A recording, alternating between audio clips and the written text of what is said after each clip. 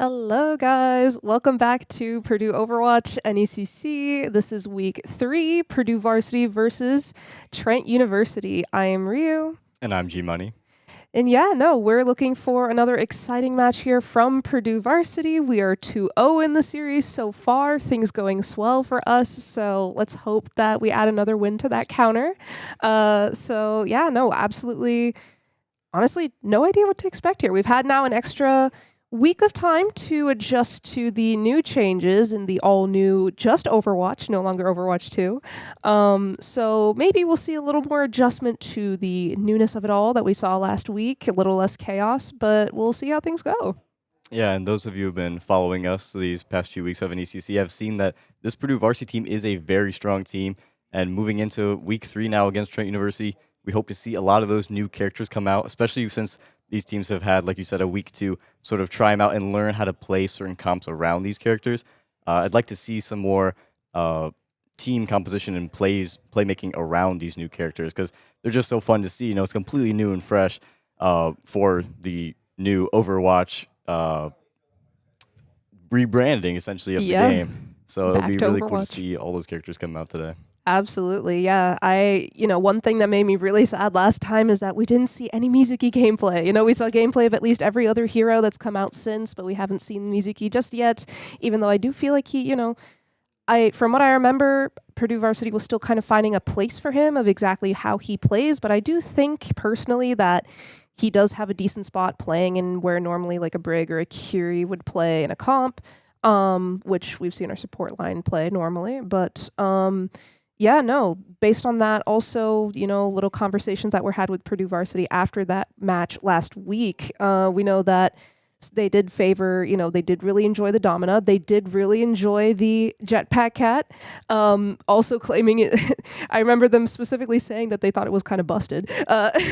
Just a little bit too crazy with how quickly you can relocate people back and forth. So now that there's been extra time to adjust and strategize and practice with that too, there could, I said there's maybe less chaos and newness now, but there could be more chaos, just some secret crazy flanks or relocations or something just like pulled out of nowhere. So I mean that which could come from any team, honestly. So we'll see how that goes. Yeah, absolutely. Especially with the Domina that we've seen. The Domina feels like she can really fit into some of the existing comps. She kind of plays, I mentioned before, kind of like a Sigma. She can play like in more of a poke style with a beam, which is also really nice. But the other two characters you mentioned, Mizuki and Jetpack Cat, they're a little harder to sort of fit in the comp of your team, especially like Jetpack Cat. You see him banned in nearly almost all the comp games now. Right. In ladder, there's pretty much the Jetpack Cat being so quick and so agile, being able to relocate and maneuver your team is just so broken, and it's kind of hard to play against. We'll probably see, I would imagine, a Jetpack Cat ban maybe coming out in one of these rounds coming up. And with Mizuki kind of feels almost like a Lucio in a way with his aura that is healing, where it doesn't like feel like you're doing a whole lot. You're kind of wondering like, am I healing? And then you click tab and you see you're healing. And right. I think he is actually pretty strong. He just doesn't feel like it. And I think if we see some of that gameplay today, it'll sort of change the minds of some of these players if they're able to use Mizuki properly and being able to use his paper doll and go around and maybe pick a flank and then come right back. I think we'll see he'll be able to fit really well into these comps at Purdue Varsity, and hopefully Trent also plays. Yeah, absolutely. Like you said, I could see Mizuki playing very well into Alistair, who we know plays Kiriko, and Astronaut, who we know plays the Lucio. So either way could go very well for them.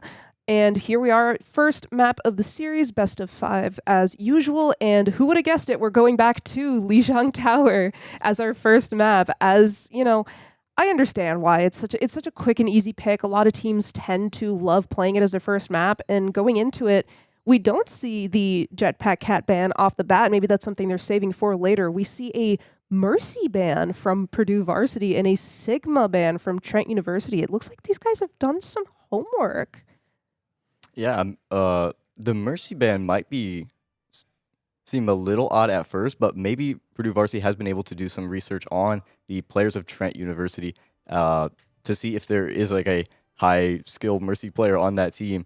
If so, that's a very strategic ban And what's also nice about it is it protects your ban as well, so the opponents aren't able to ban a support, which could be potentially very helpful for Astronaut and Alistair in order to save the characters that they want to play. And actually, speaking of that, we do see Astronaut on the Jetpack Cat. Oh boy.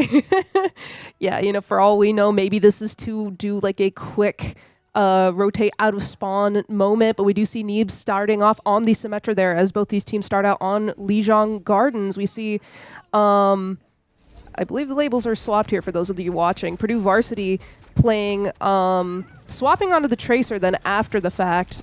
We see Alistair also playing the Ana here, one of the less mobile heroes here, while Trent is opting for a more traditional Ramatra comp going into this, rotating into White Room here, walking forward, poking out Purdue Varsity as they sit on the point. We see Astro just kind of sitting in the back line, just poking out as he can while he waits for an opportunity to help a rotate. We see Sub 1 getting that pick, helping secure it on the Ramatra. It seems like they're doing what Domina does best, which is sitting back with her with the shield on point here and just playing slow.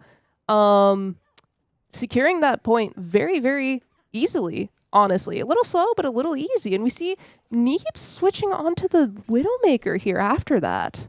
Yeah, Purdue opened up very well there. If you saw, Abcasta was lifted up pretty much directly on the point by Astronaut on the Jetpack Cat, and they were able to immediately go to point as Trent moved around to White Room, rotating. Oh, Neeb getting a headshot there on Scrammy and Lucio. That's going to set them back into a 4v5 situation. Now, if you're Trent, that's not ideal here. The Genji maybe looking to get Neeb out of this position. It's very strong when he's holding that bridge there. And Hypothesis maybe looking to sort of get in there with the Vendetta here, looking to maybe find a pick and even up the score here. Yeah, no, wanting to go in and engage fast instead of relying on the Ramatra. But Abcasta, they're getting the Domina ult, I believe, hitting to their punishing that fast move in. We see Abcasta able to masterfully hold his space, as we've seen him be able to do.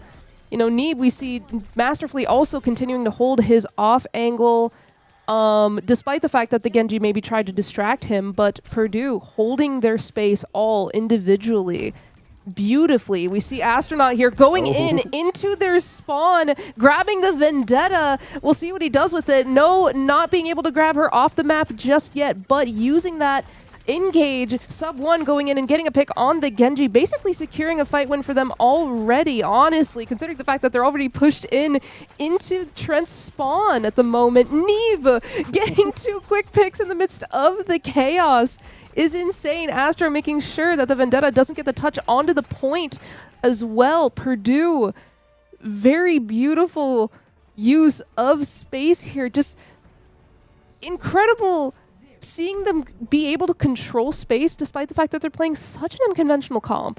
You'd imagine them playing so far apart and so split, and they're also playing into this more traditional Ram comp, but it's not. Trent seems to just still be falling apart.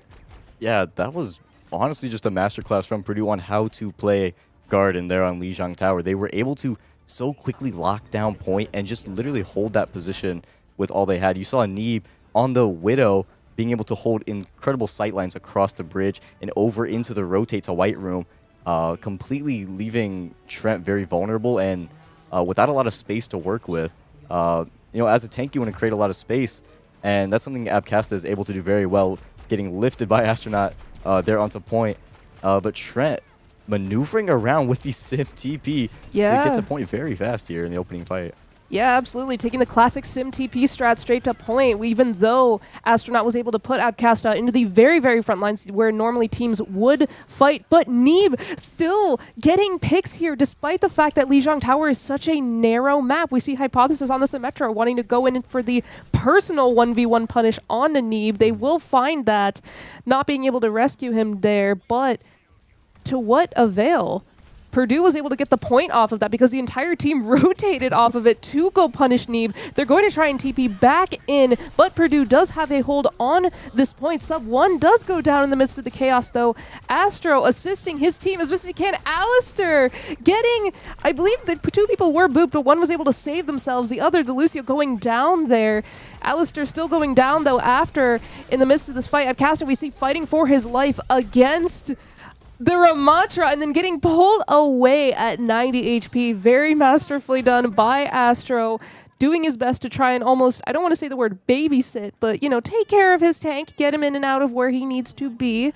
We see Need there popping the infra site to be able to see this rotation coming in from Trent. They want to keep an eye on that sim teleporter as well. Going into this fight here, Neeb getting this pick on. What angle is this at? Is he sitting at their spawn? He is. And he was still able to get that pick. Beautiful. Neeb going absolutely crazy there on the Widow. Even when he came back from spawn after getting punished by Hypothesis there on the sim, he was able to find 3 headshots. He's just an insane DPS player, and it's really helping Purdue hold this point very, very strongly. Yeah, no, this the Domino ult, they're finding one, but they were able to break the shield on it, I believe. Astro getting the ult off on the Ramatra, able to drag him off the map. Very nicely able to capitalize off of the chaos. I thought for a second there, they didn't even flip the point, actually. Trent University did, but they were able to still hold their own there. Astro, what are they doing? I thought he dropped Neeb off the map for a second, but no, Neeb, I believe, grappled back onto the map. Going in here with the Kitsune Rush and the Ramatra ult for a very aggressive start here, but Sub able to get the Vendetta ult off on the Kiri in the midst of that from behind them. It seems like Purdue still able to rotate around. They were able to monitor where Trent was coming in from. The fact that they were all clumped together. Purdue Varsity just swarmed them all. And we're able to get a very clean, once again, 100-0 point on Lijiang Tower. That entire second map felt like just one long team fight, essentially. There wasn't a whole lot of time to reset. They kept the pressure up very well. One good thing that Trent was able to do was they stuck together as a team pretty well. But Purdue there was just able to just tear them apart and not let them hold that, like, block formation. We saw Neeb there get headshot after headshot on the Widow. Very incredible gameplay. Those mechanics, being able to hit those shots on a map like Lijiang, are really what set this team apart and show why Purdue Varsity here was able to 2-0 completely dominate those 2 maps. Yeah, on a map like Lijiang Tower, no less. A map with no very good high grounds, very, very narrow sight lines, tight turns, still opting for Neeb to play the Widowmaker. I'm assuming that, you know, they were relying on the fact that they had Astronaut on the Jetpack Cat to be able to get him in and out, on top of the fact that Widow has her grapple. I believe she also has perks that makes her grapple cooldown go down too. So they relied on, they knew that Neeb knew how to save himself really, really well. And they, you know, relied on everyone to be able to rotate in and out, those who had mobility, like the Vendetta. And then the case of Domina, you know, her one big weakness is her mobility, right? She can't rotate very quickly, and if you get close to her, she goes down. But if you have a cat, if you have a cat that's able to pull you out in an instant, despite the fact that we saw Abcasta there go down to like 90 HP, you're able to grab him and pull him out of there instantly, even against something like a Ramatra, who his whole point is to walk through shields and pummel you. Couldn't really do anything. You know, Purdue, I love seeing Purdue Varsity here just purely embrace chaos. You know, we're seeing this almost, I feel like this whole round just now was a metaphor between the new Overwatch and what was Overwatch 2. You know, we saw the Ram Kiri kind of brawl comp, but now we saw, you know, what the newness has on the table and how Purdue's embracing it. Yeah, it seemed to work really well for them. Even when Trent was able to sort of punish Neeb and maybe get a pick on it, they kind of was almost like a trap. They rotated their entire team off a point, allowing Purdue just to move the rest of their team and the Domina just to hold stalwart there on point, put up a shield, and like you said, Ramatra is sort of that tank that's supposed to be able to punch through the shields, get in that brawly sort of up in your face scenario. But with the Domina being able to hold that distance, that was really key for them. And we saw also like a lot of boop kills from Lucio as Yeah. well. Being able to predict some of those TPs and the movements of the of Trent there as they move together. One weakness of that is that they were almost a little too predictable. They were able to find the weaknesses there, and Purdue Varsity really capitalized on that, and they were able to play their situation very well and show why these new characters are very strong and how to play them properly, really. Yeah, no, absolutely. Like you said, it is almost like Trent was playing a little bit predictably there, and Purdue was able to, not only they were all just independently rotating around on their own, but they were all still collapsing onto the same targets, which was so beautiful to watch, this kind of mind meld that they all had going on, despite the fact that they were not really grouped together. They weren't really playing this traditionally like, you'd imagine Domino to be played kind of like a Sigma, where everyone's kind of huddled behind him or around him. They almost played this almost like Domino were playing the role of a wrecking ball in that kind of comp, So that's very interesting to see, and we'll see if they continue that pattern here, or if we might see some tactical bans going into this next map of Eichenwald. I could see a Domina being very, very good here, although I have experienced Domina having a hard time rotating around that second point castle due to that lack of mobility, but that's what Jetpack Cat's there for. So that might be circumvented there, unless we see tactical bans. Yep, we see the ban onto the Jetpack Cat from Trent. They did not enjoy that. And then we also see a ban on the Roadhog. Now, that's a little interesting. I don't remember Roadhog necessarily coming out on the first map, but I'm sure there's a reason behind the bans that are made by Purdue Varsity here. Surely, right? Mercy and Roadhog are not heroes you commonly see in NECC overall, I want to say. Yet those have been the bans, hence why, I feel like maybe these teams did some homework. Trent making the first ban onto the Sigma. We know Purdue Varsity has played Sigma on Lijiang Tower on that first map a lot. So maybe there's some strategy there. But we do see, I brought up a Wrecking Ball style comp before. Purdue Varsity's literally going for it yet again with some very interesting picks here. The Sombra, the Ombre, the Life Weaver, the Wu Yang, and we see Trent once again returning to tradition, which I do love to see, with the Rhine Symmetra comp. Yeah, I mean, this is the map for Reinhardt, it's his home map. I love to see a Reinhardt gameplay, but I always wonder how good a Reinhardt is going to be into comps like this, where you have so much movement from Purdue Varsity here. And with the hack and smash there from the ball from Abcast, they're really able to get in there and find picks so quick. Yeah, just wow. Like that.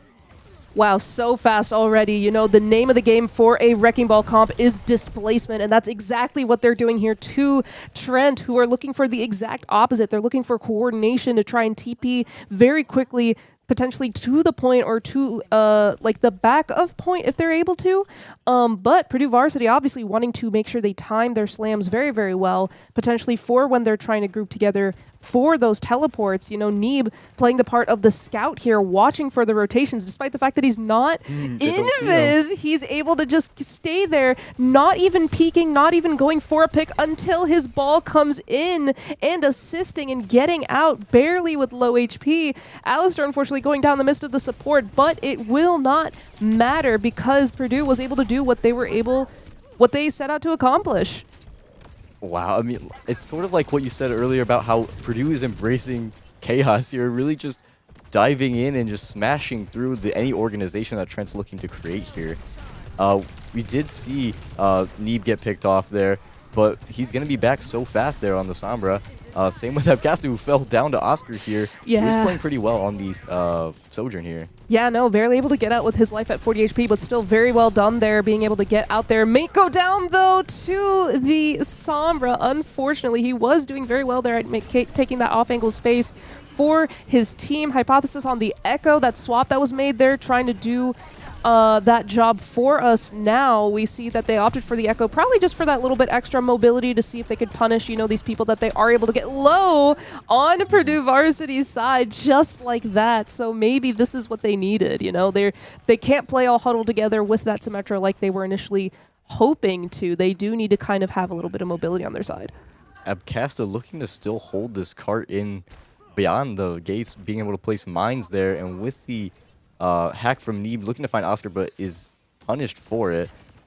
Purdue Varsity is going to have to regroup here. They are going to get a little bit of distance going on the side of Trent. And that Echo, they're going on to the Omre with their replication ult.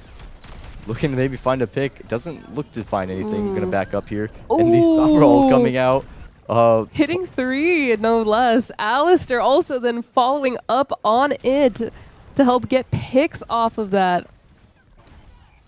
Abcasta finds Oscar trying to run away low there, getting in the face of this Reinhardt, completely, you know, saying your hammer is nothing to me. I'm just gonna sit here. I'm just gonna roll 3. I'm literally going to sit there and wait for you. You know, that's, you know, they're trying to find this team out on the rotations still. You know, Neeb doing his job there. We see playing the scout for the ball to be able to run through and displace.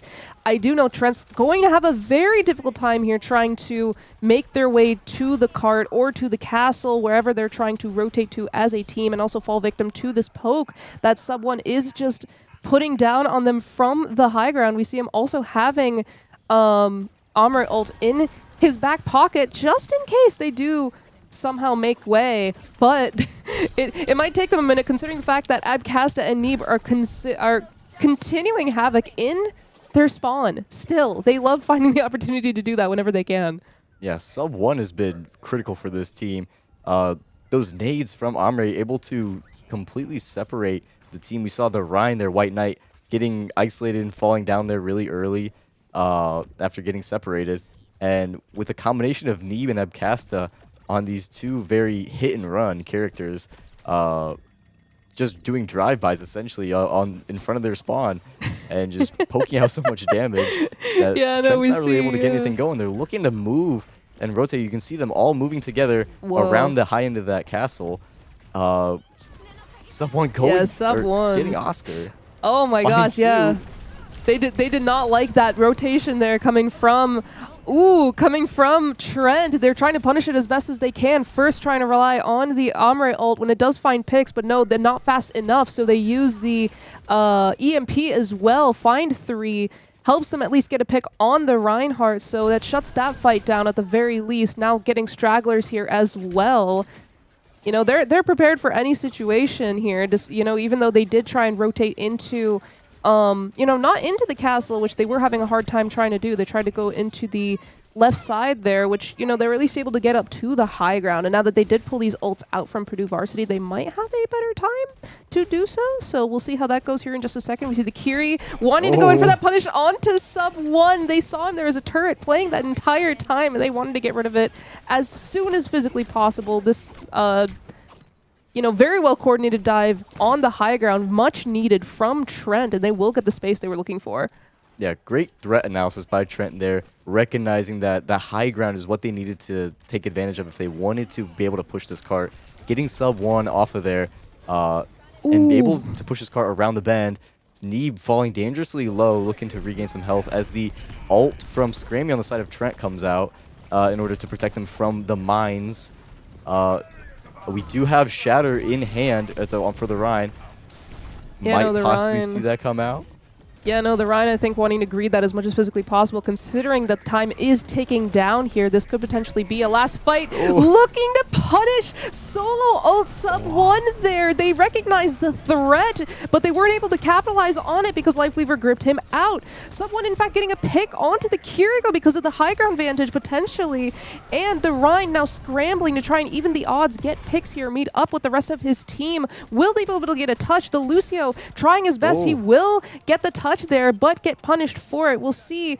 Can anyone capitalize on it? They don't have the speed for it. No. What a grip by Astronaut there at the end. Very strong team coordination. I can imagine the callouts there after that solo Shatter. And just great team coordination overall by Purdue. It's like we saw on Lijiang, how they all kind of play, you know, separately from each other, but are able to peel when they hear that, you know, that someone needs help. And that's something Purdue plays masterfully here. Trent was able to get a sizable, respectable amount of distance here on Eichenwald. And going into for attack on Purdue, they're going to want to sort of replicate that sort of momentum that Trent was able to get there after that last bend. if they want to get just as far, if not farther. Yeah, no, and we're going to see here the change of strategy from Trent, at least, at the very least, opting for the Sigma, you know, someone who's not going to fall nearly as easily as a Reinhardt to something like a ball, something that's so highly mobile and makes you turn around so much. But yeah, no, we saw, you know, Trent was able to finally get a hold of that high ground, which is very, very difficult to do on that point there as you're trying to make your way through the gates on a second point. But yeah, no, after the fact, you know, Purdue was still able to kind of, you know, amidst the chaos, they don't really need to set up that much, you know, as long as they have a couple of people up, they're able to kind of hold their own individual space. And they were able to kind of pull people off because of Trent lacking mobility. So we'll see how they play into that again. We see me playing the Vendetta this time. This is the first time for him here in NECC. We usually see sub 1 on the hero, but we'll see how this goes for them since they're already on the point. Neeb getting punished there, unfortunately. But will he have made the space for his team? Probably not, considering the fact that everyone's kind of going down now. But, oh, making the swap onto the Tracer now. Potentially that was something he was trying to play around with. Who knows? But Neeb returning to his tried and true Tracer after the fact. Regardless, I mean, Purdue Varsity here is really just going for that speed, hit and run style. Neeb falling pretty quickly here to Oscar, that Bastion nade. And Hypothesis finding Alistair in that room is going to be punishing for Purdue Varsity. They're going to lose a bit of time here as Abcasta looks to just sort of roll around and get some more of that damage and ult charge built up. Yep, that is the job of a Wrecking Ball after all. You know, we see, you know, Purdue's, you know, going through the motions of just trying to get through the choke. But yeah, Trent is playing a very burst-heavy comp. They're all grouped together. They're all able to kind of mark someone down as soon as they see them and punish. But no, they're able to make the space this time. It looks like Abcasta able to distract, pull everyone back to look at him there in that little back room, which gave Purdue Varsity the space that they needed. Sub finishing things off, getting the high ground there from Astro. You know, that's Abcasta playing his job for you there, you know, rolling around. But if enough people look at you, that's exactly what you're supposed to do on the hero, as strange as it might be. Yeah, I mean, we saw Abcasta, even at the very beginning, just run straight to the enemy, and we saw White Knight immediately look straight towards him, and that allowed Neeb on the Vendetta to get some space. And as a tank, that's essentially your job, is just to create a lot of space for the rest of your team to push forward and have a lot more to play with. Yeah, no, we see there Abcasta almost absolutely assassinating the Echo, but Echo having the ult in her back pocket, able to save her life. The Bastion ult now also coming in to try and save. They will not find anybody just yet. Alistair did go down to the Bastion ult, though, actually, as a result of probably wanting to come in and peel for his team. The very odd spot for a team fight there, up on that little high ground spot, but now Abcasta trying to do his best to take advantage of it. He does drop the binds, but at the cost of his life there. Trying their best to take that high ground space is very difficult for a comp like theirs, but if they're able to get sub 1 onto that high ground, I think that's probably what they're looking for, you know, causing enough distraction to wait for him to get up there. Unfortunately, though, as you see, he does fall. But Abcasta, once again, after coming back up, you know, just constantly, another job of his, constantly threatening the cart. You know, you can't let Trent go, you know, setting up on high ground all the time. You need to make sure they stay as split as physically possible. That's what they want at all times. Alistair going down there once again as a result of just kind of the rotations that Purdue Varsity are finding themselves in. You know, once again, very common on this point here in Eichenwald, just trying their best to get their footing onto the high ground, trying to displace people off of where they are. It seems like Trent is playing a little split here. As a result of their Sigma being on low ground, we see sub 1 coming out with the Omri ult to try and initiate things here, punish people on these separated positions with his ability to fly around and look at people. He will not find anybody, but Echo getting low. The Sigma responding to potentially the team grouping onto the cart, but not finding anybody, unfortunately. We see peaks go down on both sides. Ult's coming out as well. We see the pulse bomb coming out and getting Oscar, even though he ulted. The ult not finding anybody. Purdue still able to prevail there. As a result of potentially the fact that they engaged that fight to begin with. They also had the Tree of Life there for the sustain they needed. Potentially the fact that Trent was playing as split as they were was maybe their downfall at the end. They were just waiting for ults to engage, and they got what they needed.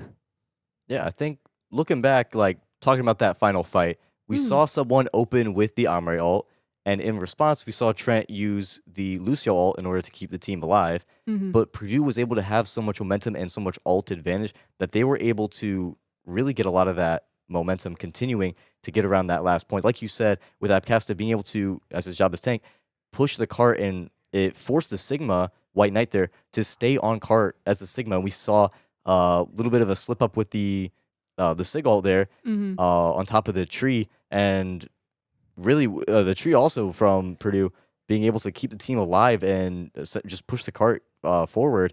Then they were able to separate Trent very well because they like to play as sort of that solidified group. So by being able to split them, Purdue varsity played that very well, being able to win those 1v1s and those isolated scenarios, and pretty much just leave the Sigma alone on cart because he has to be there to contest. So he's not able to get a lot of help to peel for his team or assist in those 1v1s. And Purdue was able to obviously capitalize on that, and just very well played, honestly. Yeah, no, looking back at it now, they did just kind of need one more fight there at the end where they just kind of kept having stragglers, in an attempt to kind of grab the high ground. Potentially their strategy was just to kind of play it slow, like you said, have Abcasta just kind of, slowly touching the cart, threatening, making it so someone is constantly having to tend to the cart. And then potentially just waiting for their ult advantage. Maybe that was something they had in their pocket all along. And yeah, no, very, very masterfully done there. Once again, another display of chaos versus tradition, or chaos versus union here. And we see chaos winning. And we see in response to that, now going into New Junk City, we see these bans coming in of Lifeweaver being banned from Purdue Varsity and Vendetta being banned from Trent. Interesting. Now, if I'm Trent, I don't mind the Lifeweaver ban. I'd be a little upset too if my solo shatter got pulled away and my Sig ult got canceled or got maneuvered around because of the Tree of Life. So I respect the ban, but also the Vendetta ban is interesting because Purdue also with sub 1 likes to play Vendetta, as we've seen before, and instead opting for the Reaper around this Hog Mercy cat build. This is interesting. If you guys have been with us for the past semester of Purdue Varsity, you will see sometimes the team likes to get a little silly. If they see things going well for them, maybe, who knows, maybe they practice this. I have seen in the past, we've seen in the previous week's match them pulling out this Bastion combo of turret from the skies and finding their turret that is sitting high and dry on the ground. We have the airways, so there's nothing you can do about us. Unfortunately, though, we can't keep you in the air forever. Astro letting go of Neeb, leading to his death, but they made the space that they needed. They got that early pick and let everyone get onto the point, and the Mercy there getting the res. Did they really lose anybody? This is, they're just going in with this strategy of having the Jetpack Cat drag the Bastion into the sky, playing for that one pick, and hey, if the Bastion goes down in the midst of chaos, you have the Mercy. If you're Purdue Varsity, you don't really have to worry about a 4v5 scenario if you have the res. But if Alistair goes down there, that could be a little scary for Purdue. They have lost a few, but sub 1 winning the Reaper 1v1 there. Looking to maybe get some space here. Hog hooking the Bastion towards them. Yeah, no, they're doing their best here. They did get those 2 early picks there, but Purdue still able to kind of hold their own. They rotated backwards very quickly. Sub 1, unfortunately, getting canceled out of the Death Blossom. Once again, amidst so much chaos, Trent is still maintaining their order. Unfortunately, Hypothesis, on the Bastion, you don't have too much mobility there. You will go down to the Bastion ult from Neeb, coming out in response to all of this. The points flipping back and forth here a little bit as trades are being made back and forth. We do not blame you if this is hard to track. Everyone's divided. at least on Purdue Varsity's side, Trent able to kind of keep their own on the point as best as they can. Alistair getting that res off once again on Nanib, who went down in the midst of everything.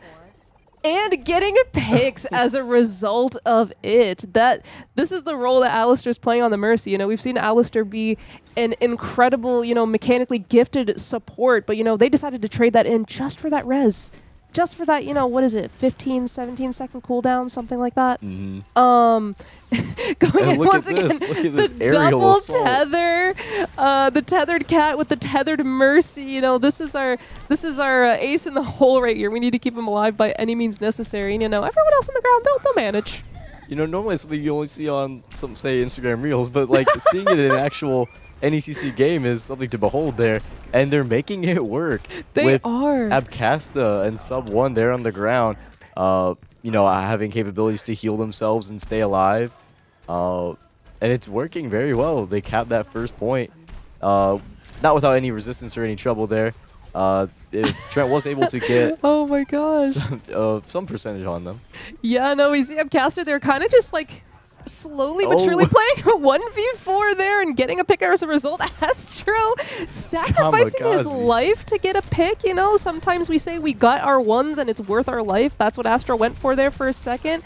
This is beyond chaotic, even for us looking at this right now. You know, everyone's kind of playing their own game. You know, Purdue, as we've said time and time again, knowing how to hold their own in these fights, you know, even though you know, we kind of have the unit of 3 of Astro, Alistair, and Neeb. You know, they're still able to kind of survive and play their own. We see Sub 1 here playing a little bit sneakily around some corners. You know, they got a little bit divided and scattered there, and so now they're regrouping, wanting to catch out Trent, who thinks that they have cohesion here, you know, going in with the Lucio ult as well, anticipating something being cooked up their sleeve, like the Bastion in the sky. Getting pushed out, though, however... you know, Purdue still, you know, they're all around you. What are you going to do about this? You know, no matter how coordinated you're going to be, you're not ready for everyone around every corner. Don't forget, Aster on the cat also has sizable damage. You know, you don't watch for the cat, you just watch for the Bastion, and you forget another thing that can kill you. Yeah, what we saw there was really just like another trap.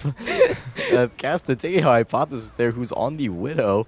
But Purdue just surrounding the team from Trent here and capturing another point. They weren't able to test it. That's, yeah, no, we have a lever from the enemy team. We'll potentially see a pause here. Possibly. Or are we seeing a forfeit? We'll see how that goes. One more point. We will see how this plays out in just a second. I don't know if that was a disconnect or I believe it was a disconnect then. All right. I didn't want to say it was a forfeit. I hoped not, because I would not blame Trent for feeling so angry as a result of just not knowing what to do.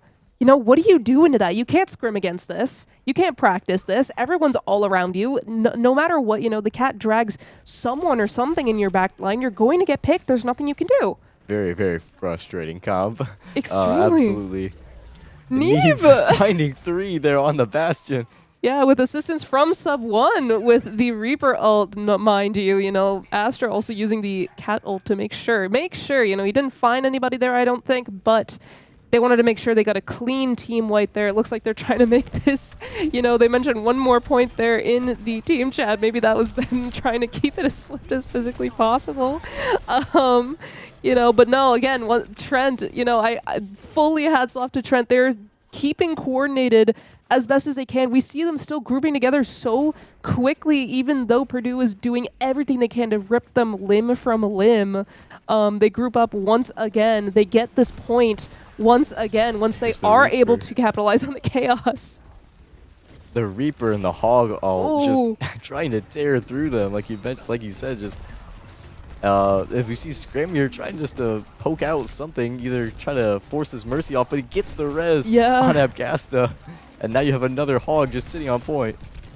Yeah, it's very difficult for Trent here if you're looking to hold this point. They do have it right now, but it's being heavily contested. Oh my gosh! By a cat who is spamming voice lines. Spamming voice slides. Yeah, again, I do not blame Trent for the frustration, and we see them trying to do everything they can. We see some swaps coming in on their end as well. We see them swapping onto the Zen and the Cat of their own. It seems like they're willing to give the Chaos a try for themselves as well.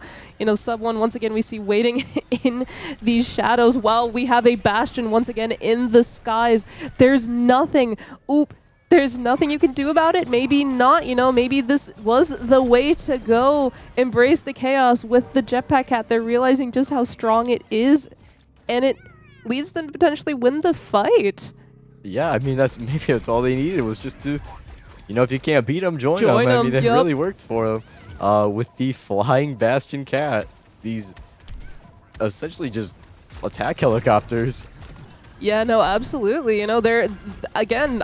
Full kudos to. Ooh, no, unfortunate that Scrammy just went down gone. there. I was gonna say full kudos to them for embracing. You know, probably what is a very very quick last minute change, something they might not even practice for all we know. But unfortunately, going down to the poke there, we see now Astro, who has very much practiced this before, getting trying to drag the Ramantra off of the map, but to no avail, getting caught on that lower platform there. We see doing his best to try and keep touch onto the point, as the point is at 99.99, but Purdue, as a result of potentially having done this before enough times, you know, they come in back together, and there's nothing you can really do about that. Oh my goodness. I mean, honestly, that's the kind of Overwatch game you want to see, where it's fun and it's funny.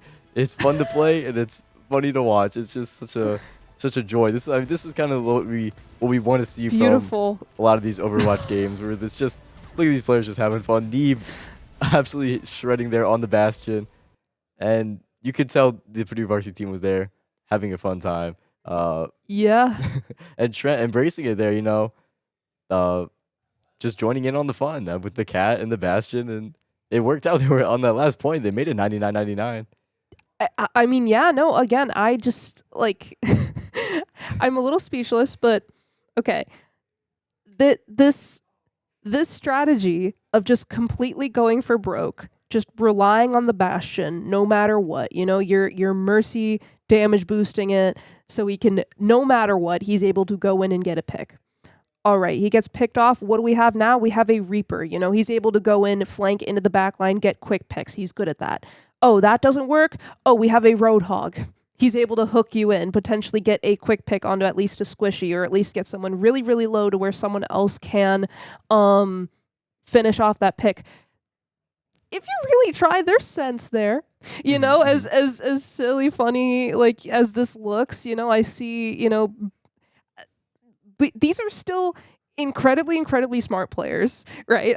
It sounds like I'm dissing them. I'm not. What I'm trying to say is, you know, we've seen Purdue varsity, you know, throughout this series and previous ones, show their ability to masterfully play, you know, coordinated play, the quote unquote traditional comps that we did see, you know, like a more organized brawl or slow rotation kind of based comp, but this is them displaying that they can also embrace chaos. You know, that was kind of the key word here. That they don't just operate off of pure coordination as a unified comp, but they can also just kind of, for lack of a better term, run it as a free-for-all. And they're all so skilled individually that when they need to, they can coordinate. But even if they don't coordinate, they can make it work. Yeah.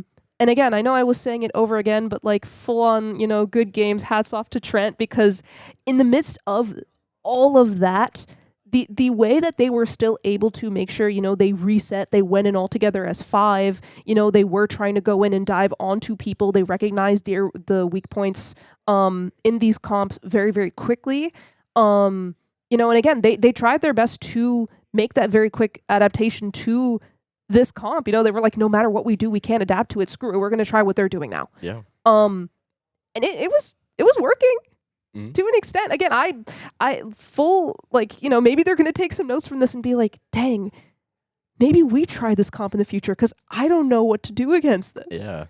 It doesn't maybe seem initially like a traditional comp by any means, but like you mentioned, these players are so skilled mechanically, individually, that they can play on their own an isolate 1v1s like with the Reaper or the Hog, or coordinating like these small groups like we saw with the Bastion Cat, being able to go in the backline and just find those quick picks and, poke, chip some damage away from the block that was Trent. And kind of like you said earlier, with the sort of the old versus the new method, this might be what we see going into future weeks of NECC, where we see a lot of the comps that play more divided, more individually, with these players sort of winning these 1v1s, or like in small 2 to 3 player groups, fighting on like flanks or off angles. And it worked out for Purdue here. They played it very well, expertly, and Yeah. overall it was a great game to watch.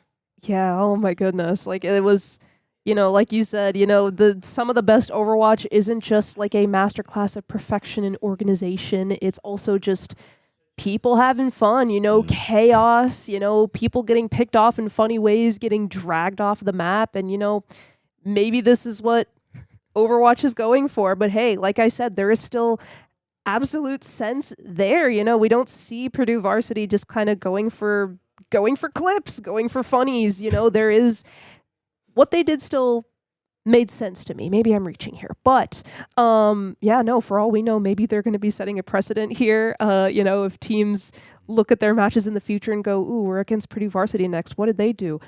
Oh, so we'll Mercy. see. Yeah, no, Hog, Mercy, Cat. Oh gosh, going into a next scrim, practicing against something like that. Who knows?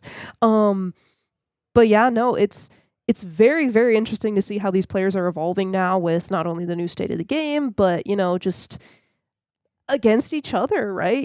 For all we know, next match we might see a Jetpack Cat get banned outright next time. Who knows? But yeah, no, that was fun. and I hope you guys had as much fun as we did, despite the chaos. Yeah, that was that was something. It was a great match to watch. It shows that there's going to be a lot maybe to look forward to in the future with these new characters in the state of the game. So hope everyone enjoyed watching, and I hope you all join us in the future to watch how these games evolve and how these teams adapt to the new state of the game. Absolutely. Yeah, no, thank you guys so much for watching. And once again, we will be back here next week. Same time as usual, I would assume, despite the fact that it was late this week. And yeah, we will see you guys next week. Bye.